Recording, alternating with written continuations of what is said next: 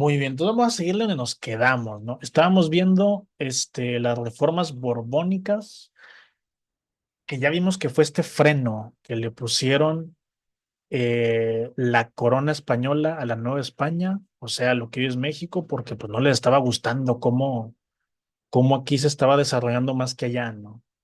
Y aquí dice, nada más para terminar esta parte, dice consecuencias de las reformas borbónicas, ¿no?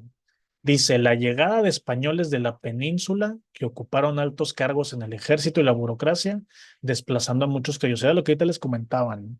Aquí llevaban una vida ya de años o de generaciones y llegaba alguien de allá y a él le daban los puestos buenos de todo tipo, ¿no?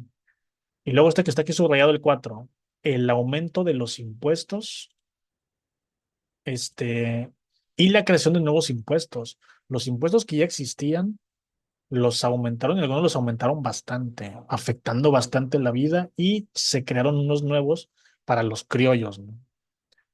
Un ejemplo, en esta época había un impuesto, pues obviamente por ser indio, ¿no? Suena muy raro, pero ahí les va. La Inquisición, que ya vimos que es este tribunal del Santo Oficio que castigaba a los que no eran católicos ni cristianos, la Inquisición tenía prohibido meterse con indígenas, con indios. No lo podían hacer porque decían, oye, pues ellos no están en la religión católica, no nos podemos meter con ellos, podemos castigar a los que están evangelizados, pero no a todos los demás, ¿no? Y aquí se usaba algo mucho que era usos y costumbres, ¿no? Como les dije, la corona española permitió a la mayoría de las ciudades y pueblos que había que se gobernaran solos. Entonces, pues no podían castigarlos si no seguían sus reglas y estaban gobernando con las suyas todavía, ¿no? Y esto pasó todavía en esta época que ya estaban por independizarse los criollos, ¿no? Y había un impuesto que le cobraban al indio. Era como un impuesto, digamos así, por protección. Es que te estoy cuidando, estoy haciendo universidades para ti, porque esto sí hay que decirlo. La corona española abrió aquí universidades y las primeras que abrió las abrió para gente muy rica y para indios. Como que eso era como que la prioridad, que la gente que está aquí se eduque y que la gente muy rica también se eduque igual. Entonces les cobraban un impuesto anual. Y ese impuesto de un año para otro, con estas reformas borbónicas, lo aumentaron por 5. Entonces ya era complicado pagar ese impuesto. Uno tenía que hacer ahí un sacrificio para pagar ese impuesto, pues ahora había que pagarlo por 5 veces, ¿no? Imagínense qué es lo que estemos pagando. Imagínense que el carro que están pagando, si alguien de ustedes ha sacado un carro de agencia, ¿sabe a qué me refiero? Pagar ahí unos 5, 6 mil pesitos al mes, pues sí es un sacrificio, ¿no? Bueno, imagínense que nos lo aumenten a 30, 40, pues ya es prácticamente algo muy complicado, ¿no? Necesitaría trabajar todo el tiempo para poder pagarlo, ¿no? O hacer quién sabe cuánta cosa, ¿no? Entonces, eso es lo que está pasando acá, ¿no? El aumento de los impuestos que ya existían y se crearon impuestos nuevos también, ¿no? Esto obviamente, pues a la gente no le gustó nada, ¿no? Y esto fue empobreciendo más al pueblo y generando mucho descontento, pero más que nada en los criollos, porque eran los que tenían esa aspiración de llegar a puestos altos y esto lo veían totalmente ya imposible, ¿no? Y luego aquí dice empobrecimiento de hacendados y mineros. ¿Por qué se endeudaron hacendados y mineros? Pues ya vimos, les crearon nuevos impuestos. Y los que tenían se los aumentaron. El que estaba pagando a lo mejor una casa o estaba pagando algo, pues ahora todo ese impuesto ya ha aumentado, ¿no? Esto apúntenlo porque me he fijado que no se los van a preguntar de manera directa, pero sí quiero que lo tengan ahí en su radar, porque a veces lo ponen como referencia, lo he visto en varias versiones, ¿no?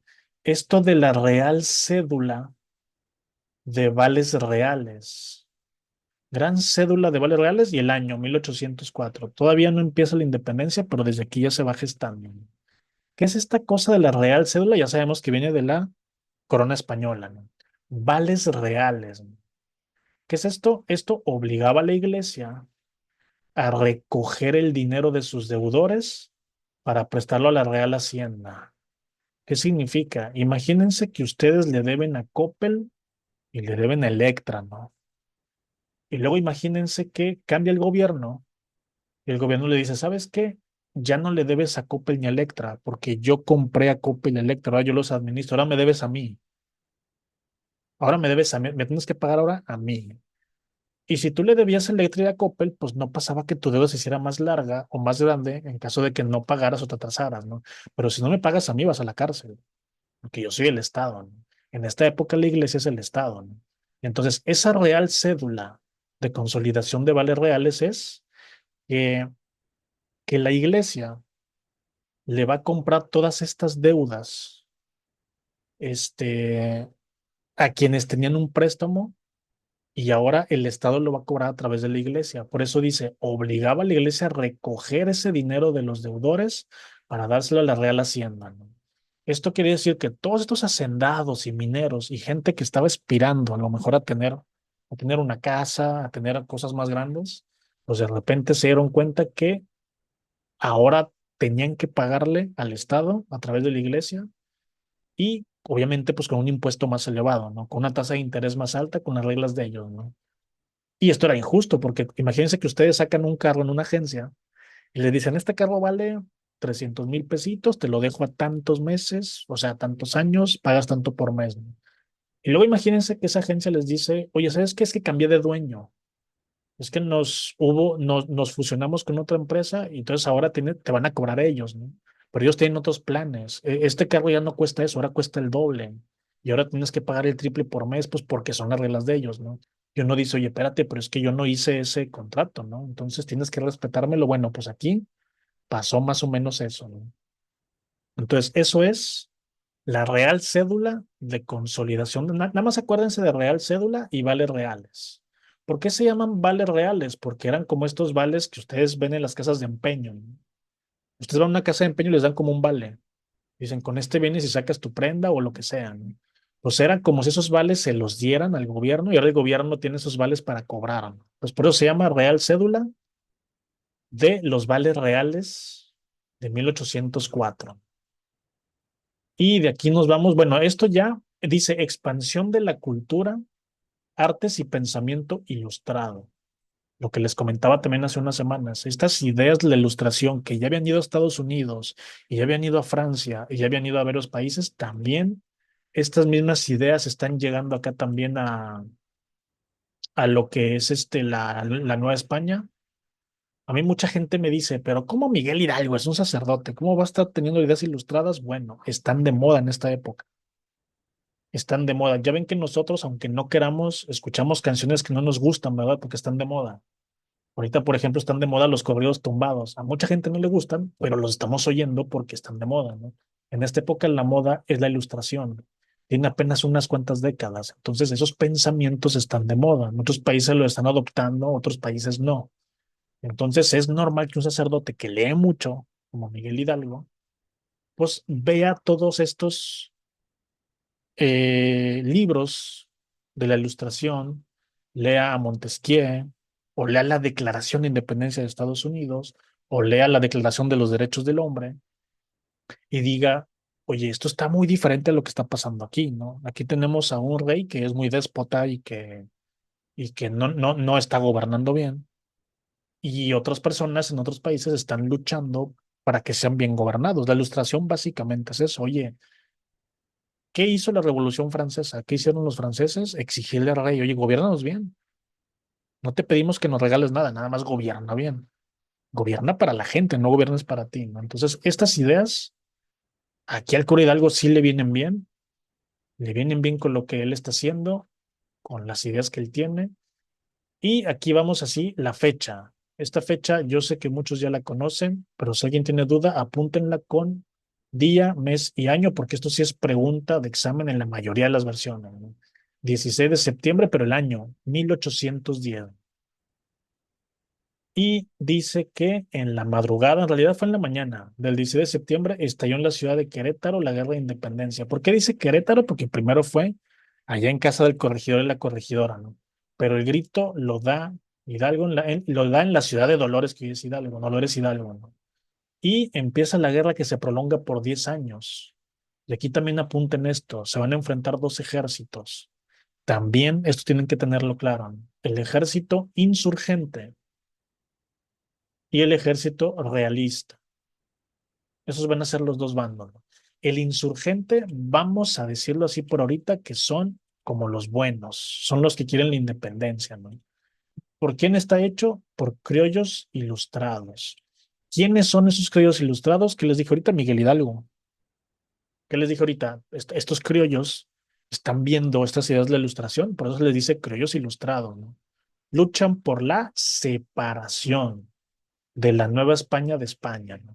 Originalmente no era así. Originalmente Hidalgo no quería que se separaran. Miguel Hidalgo al principio, el grito de independencia que él dio fue, queremos que no haya mal gobierno. Eso era todo, ¿no? Entre muchas cosas que dijo, muera el mal gobierno.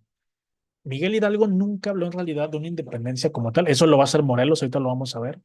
Pero como quiere decir algo que empieza con esta lucha de ya no queremos ser mal gobernados, ¿no?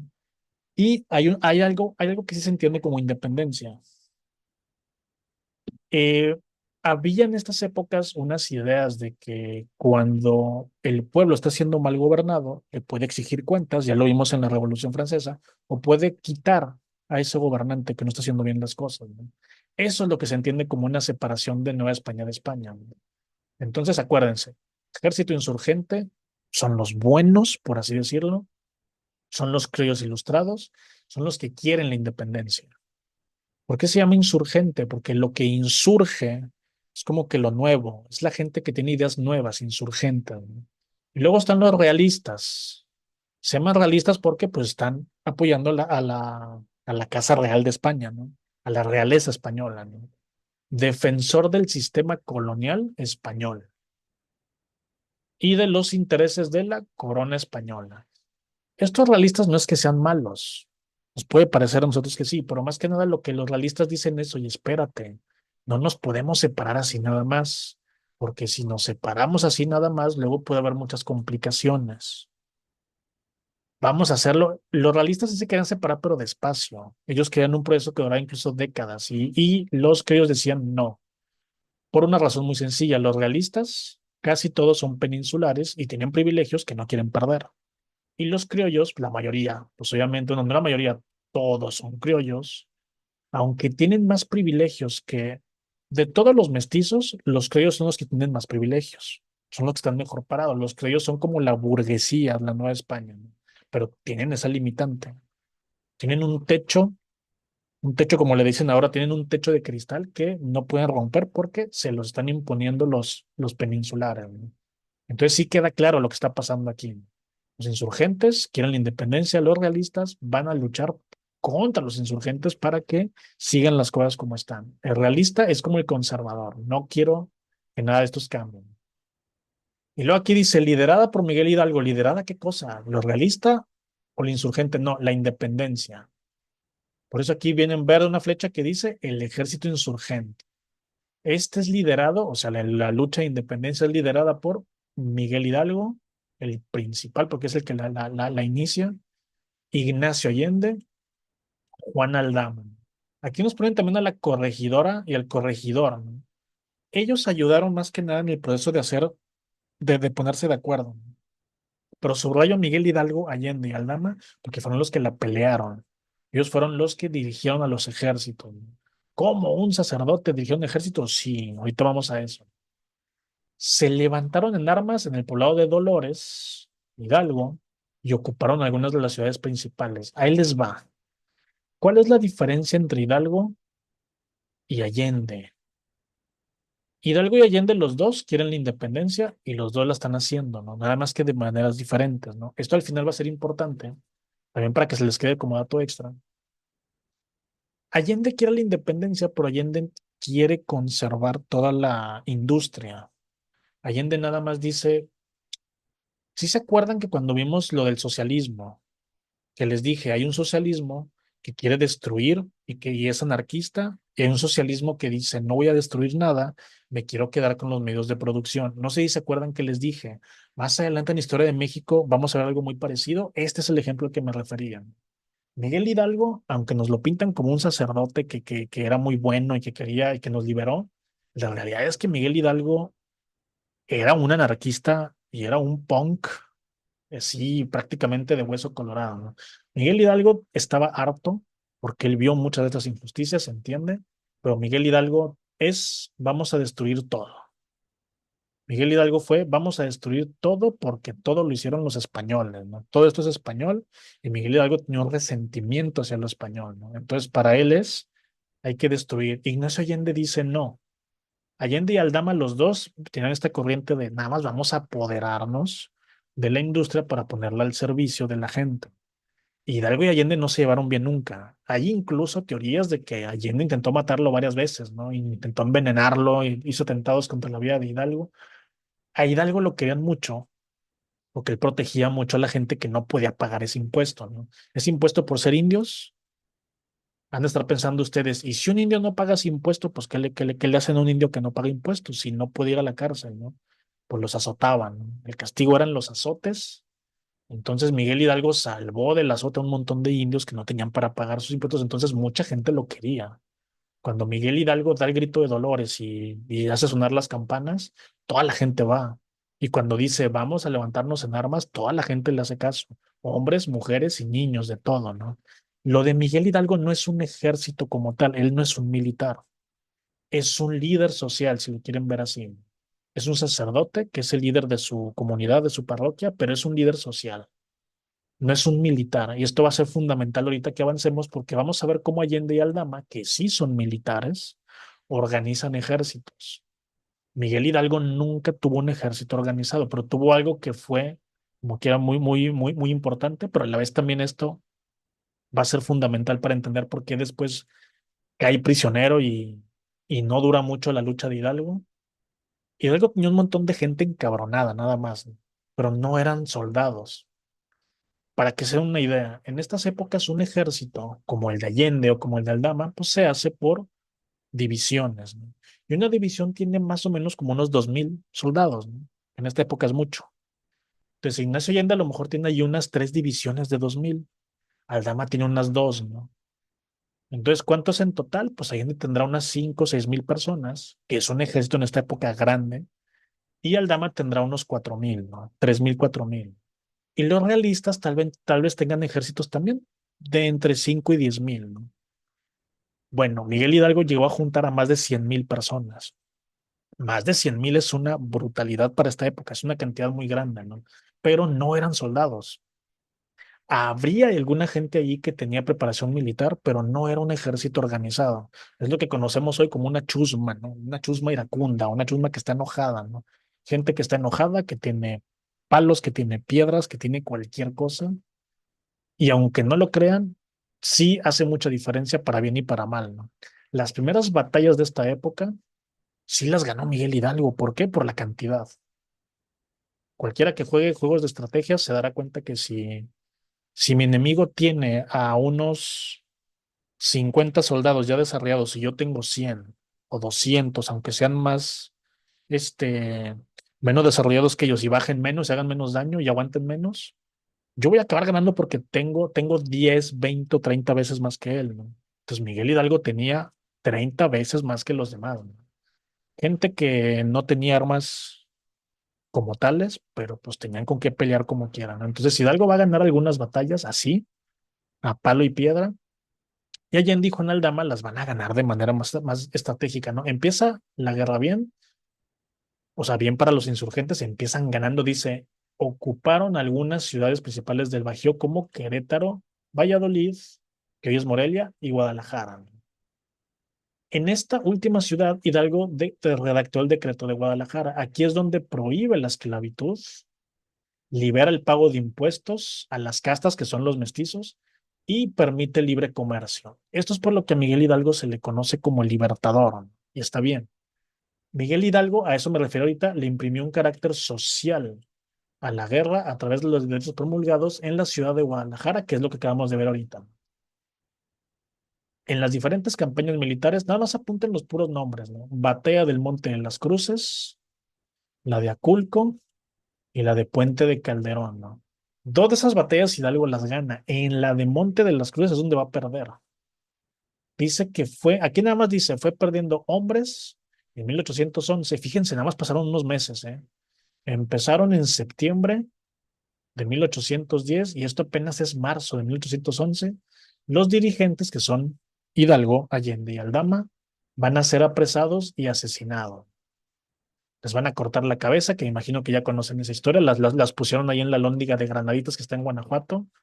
Y esta primera etapa, porque acuérdense que la independencia va a tener 4 etapas, y cada etapa va a haber un personaje principal, ¿no? De la primera etapa, que es esta, no lo mencioné ahorita, pero ¿cómo se llama la etapa? El inicio o el estallido. Fíjense cuánto dura, 1810, 1811, dura unos meses nada más, pero es el estallido.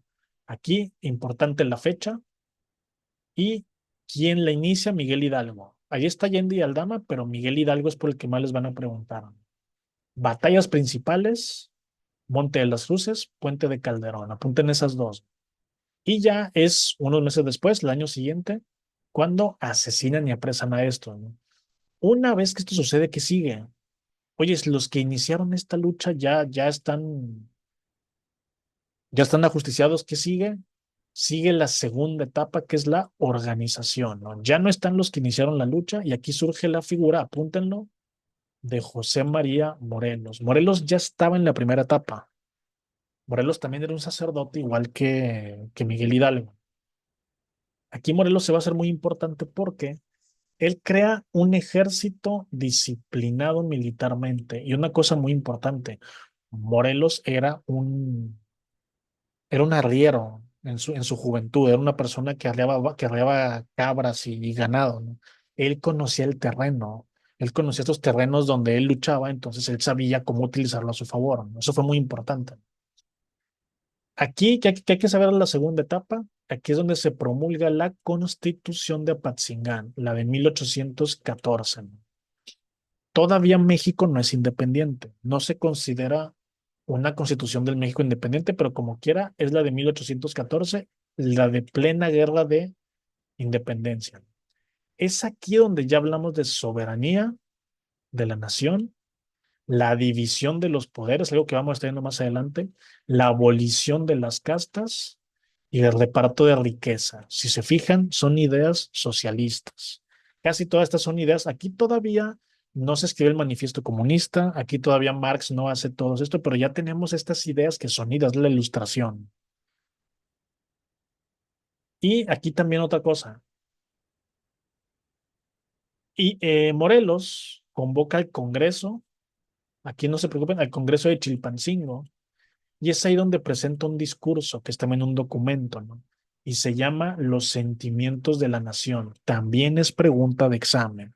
¿Quién escribió Los sentimientos de la nación? El mismo Morelos. Morelos lo escribe y él es el que lo lee. Es aquí donde hablamos por primera vez de independencia. Antes no se ha hablado de esa palabra. Miguel Hidalgo, aunque en el grito del 16 siempre lo dicen, Miguel Hidalgo nunca dijo esa palabra, o si la dijo se refería a una independencia muy diferente, ¿no? No hablaba esa independencia de vamos a liberarnos de la corona española. Miguel Hidalgo quería que no hubiera un mal gobierno. Vamos a deshacernos de este mal gobierno, pero que venga un rey y nos gobierne, ¿no? Él quería seguir siendo gobernado por la corona española, pero quería que ya no fuéramos mal gobernados, ¿no? Es aquí en los sentimientos de la nación donde ya se habla de una independencia real, ¿no? Porque por eso aquí dice en el que plasmó su ideario político. Y aquí nos vamos más abajo, me estoy brincando algunas cosas. Esta etapa en la que Morelos está peleando finaliza con su fusilamiento en Ecatepec en 1815. Esta etapa dura de 1812 al 15, dura 3 años. Entonces, aquí de la segunda etapa, ¿quién es la figura importante? Morelos. ¿Qué hizo Morelos? Escribió Los sentimientos de la nación, donde habla ahora sí de independencia. Y luego nos vamos rapidito a la tercera etapa, que es la de resistencia. Fíjense, esta dura 5 años, de 1815 a 1820. Después del fusilamiento de Morelos, muchos insurgentes se dispersaron, generando guerrillas. Esta técnica se llama guerrillas o guerra de guerrillas. Es cuando yo no puedo enfrentarme a un ejército así de frente, entonces lo que voy a hacer es como que estarlo incomodando, estar haciendo acciones de sabotaje, romper vías de comunicación, de repente ahí una incursión, una emboscada, pero hasta ahí, ¿no? No me puedo enfrentar a ti directamente, así que te voy a estar así acosando constantemente, molestando. Eso se llama guerrilla. Y no tiene otra manera. Entonces dice que, mientras tanto, En España, el rey regresó al poder. Sí se acuerdan que Napoleón había invadido España. Y se acuerdan que había puesto ahí a su hermano. Bueno, pues el rey regresa después de que a Napoleón lo derrotan por fin en 1815, ¿no? Napoleón, acuérdense que había invadido toda Europa y por fin ocurre una cosa que se llama la Guerra de las Naciones. Lo derrotan entre varios países y entonces, pues ya Napoleón ya sin poder, España se libera de ese gobierno de la mano de Napoleón. Por eso dice que el rey regresa. El rey acuérdense, Carlos IV, vuelve al poder.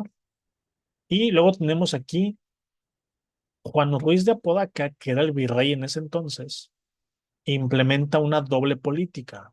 Por un lado, declaró la amnistía o indulto. Este Juan Ruiz de Apodaca es bueno tenerlo en el radar, porque luego va a venir otro. Va a ser Apodaca y va a haber otro que es que se va a llamar Calleja. Apodaca, digamos que fue el virrey que se puso como que más a modo, ¿no? Fue que les dijo a los insurgentes, oigan, pues vamos a llevarnos bien. Vamos a dejar de hacer tanta carnicería, de estar cortando cabezas, vamos a llegar a un acuerdo. Y Apodaca fue el que trató como que de apaciguar las aguas y él le declara, ¿qué significa amnistía o indulto? Que les dice a los que se levantaron en armas, miren, si ustedes se entregan, yo les perdono la vida, ¿no? Y todos nos llevamos bien, ¿no? Pero pues ya hay que terminar con esta lucha, ¿no? Miren, ya el rey de España ya regresó al poder, miren, ya todo va a estar bien otra vez, ¿no? Pero aquí ya había grupos de gente en este país que ya no querían ser parte de esa corona. Acuérdense que al principio era la idea, ¿eh? Al principio la idea de Miguel Hidalgo era, no queremos ser gobernados por el hermano de Napoleón y tampoco queremos un mal gobierno, ¿no? Entonces, Apodaca hace esto, este señor Juan Luis de Apodaca hace una amnistía, pero por eso dice que es una doble política. Esta es una, y la otra, por eso dice, por otro lado, inició una campaña militar persiguiendo a los insurgentes, ¿no? Y aquí, en esa etapa de resistencia, ya vimos que ya Morelos no está, ya no está Morelos, ya no está Hidalgo, ni Aldama, ni Allende, ¿no? ¿Quién queda? Se hace importante esta figura. Todos la conocemos, Vicente Guerrero. Hay otros dos muy importantes. Uno es Guadalupe Victoria. Este a lo mejor lo han escuchado alguna vez. También puede ser pregunta de examen. Guadalupe Victoria es el primer presidente del México independiente y ya desde aquí ya se andaba ya agarrando a fregadazos con los realistas, ¿no? Y otro también a lo mejor lo han escuchado. Francisco Javier Mina. Mina, Victoria y Guerrero eran personas que estaban haciendo esta guerrilla, ¿no? Tenían que esconderse, tenían que emboscar, tenían que hacer esas cosas porque no tenían manera de reunir un ejército y estaban escondidos, escondidos como bandidos, ¿no? Así estaban. Y la figura de Guerrero es la que se acaba siendo la más importante de todas porque él es el que va a resistir durante, imagínense, 5 años. Por eso esta etapa que se llama resistencia, aquí la figura es Vicente Guerrero. ¿Qué hizo Vicente Guerrero? Estar en las montañas del sur del estado que hoy lleva su nombre por eso. Los insurgentes que no pidieron el indulto fueron cayendo poco a poco como ellos. Solo quedaron algunos, ¿no? Entre ellos Vicente Guerrero. Y luego por último tenemos la consumación, ya me lo vamos acabando, ¿no? Dice, después de 10 años de guerra, ya la Nueva España estaba en una crisis económica porque imagínense, 10 años de guerra, de que la economía está detenida y de la economía de la Nueva España depende España, pues también a España no le convenía nada de esto. Mientras tanto, aquí hay una cosa que ahorita no mencioné, pero aquí como que ya la voy a mencionar por si ahorita no lo dije. Dice, los liberales, ya sabemos lo que es liberal y conservador, ¿verdad? Bueno, en España también había liberales y conservadores. Dice, lograban el restablecimiento de la Constitución Liberal de Cádiz. Esto no lo había mencionado, pero así rapidito, ¿qué es, no? Cuando Napoleón invade España, ya vimos que Napoleón invadió España y hizo que el rey Carlos IV y su hijo Fernando VII le entregaran el poder a él y él puso a su hermano. Los españoles que no querían ser gobernados por la mano de Napoleón hicieron una constitución en 1812. Aquí lo voy a poner. Fue en 1812 y se le conoce como la Constitución de Cádiz, que es este de aquí.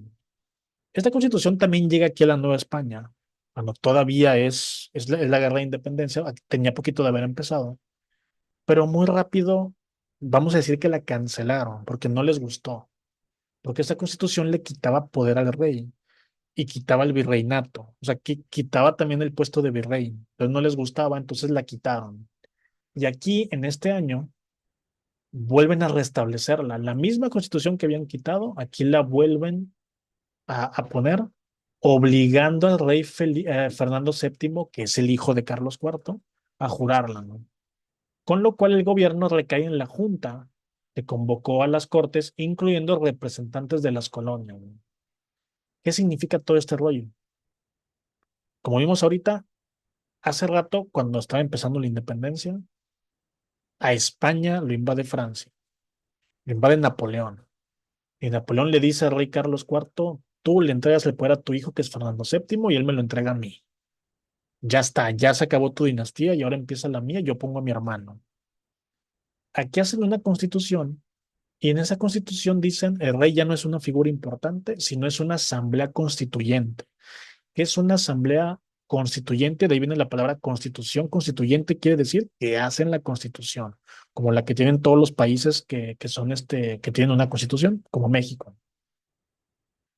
Y cuando dicen que están obligando al rey Fernando VII a jurarla, quiere decir que ya el poder no es totalmente tuyo, sino también es de la Asamblea Constituyente. Hasta la fecha, España es una monarquía constitucional, ¿no? Siguen siendo, todavía hoy, ¿eh? España sigue teniendo rey.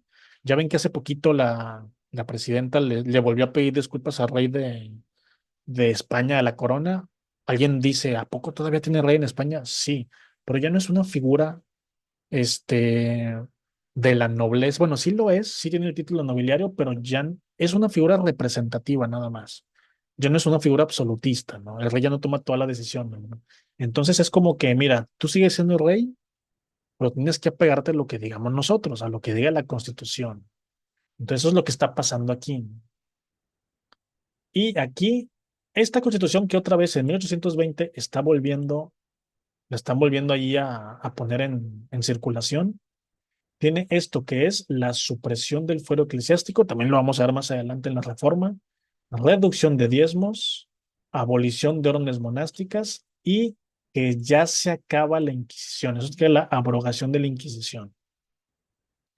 Para no hacer el cuento más largo, esta constitución de Cádiz también perjudicaba a los realistas. Se fijan, perjudicaba a los dos bandos que estaban peleando. Esto es una ironía. Se están peleando Vicente Guerrero con los realistas. Vicente Guerrero está resistiendo y llega un punto en el que se vuelve a hacer esta constitución allá en España y aquí ambos bandos dicen, oye, no nos conviene a ninguno. A ninguno nos conviene esto, ni a mí que te estoy persiguiendo a ti, ni a ti que te estás escondiendo, a ninguno nos conviene, ¿no? Entonces aquí dicen que esto, jurar la constitución liberal de Cádiz, afectaba los intereses y privilegios de ambos grupos de poder, ¿no? Estas élites conservadoras, o sea, que son los realistas, deciden acabar con el dominio español para seguir conservando su poder, al menos en la Nueva España, ¿no? Se fijan, hasta los malos se están haciendo también del lado insurgente, ¿no? Estos que querían al principio que se quedara el rey, ya también ya no les está conviniendo, ¿no? Entonces aquí dice, Guerrero, que es este que se estaba escondiendo y este que estaba haciendo la guerrilla, acepta que ¿Iturbide de dónde salió? Este Iturbide todo lo hemos escuchado, ¿no? Es el primer líder de México, pero ¿este quién es? Originalmente Iturbide era del ejército realista. No sé si todos lo sabían. Lo repito, Iturbide originalmente era del ejército realista. Iturbide era el que estaba persiguiendo a Guerrero, que estaba resistiendo, ¿no? O sea, Iturbide era de los malos, por así decirlo, ¿no? Pero Iturbide fue de estos malos o de estos realistas que dijo, oye, a mí no me conviene todo esto que están haciendo, ¿no? Entonces, Iturbide, ¿por qué le dan un mérito? Bueno, uno, Iturbide acepta unirse a los ideales de la independencia y él tenía el sartén por el mango. Era cuestión de tiempo que él iba a encontrar a Guerrero y lo iba a apresar, ¿no? Entonces se le da como que ese mérito, pero aparte, Iturbide era un buen líder. A pesar de que originalmente estaba peleando contra Guerrero, Guerrero acepta que Iturbide asuma el mando de las tropas bajo el nombre del Ejército Trigarante, ¿no? Hay muchos nombres que vamos a ver en la historia de México que originalmente eran realistas, ¿no? Iturbide es uno de ellos. Es aquí donde conocemos los colores verde, blanco y rojo, porque son las tres garantías. Y aquí se proclama el plan de Iguala. Ojo aquí, ¿eh? El plan de Iguala es cuando Iturbide y Guerrero, eso sí apúntenlo porque en el examen les va a venir, es cuando Iturbide y Guerrero, digamos que unen sus ideales, ¿no? Cuando se dan el famoso abrazo de Acatempan, esto es el plan de Iguala. Aquí quedan plasmados intereses de los diferentes grupos, insurgentes y realistas, ¿no? Igualdad e independencia defendida por los insurgentes y los realistas se van a sumar ahí, ¿no? Aquí, fíjense, esto es muy importante. La religión católica sigue siendo única y la monarquía sigue siendo la forma de gobierno.